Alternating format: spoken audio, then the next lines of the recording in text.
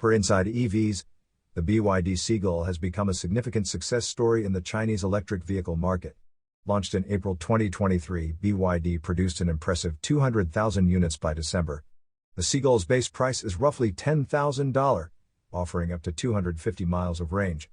Its cost-saving measures include a single mono-wiper and extensive in-house manufacturing, contributing to its affordability.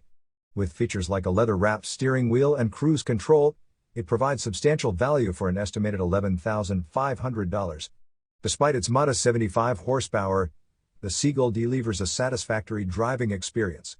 Additionally, BYD is adapting its models, like the Dolphin, for international markets with enhanced safety features. This approach underscores Chinese EVs' growing competitive edge on a global scale. You are listening to Yuan News.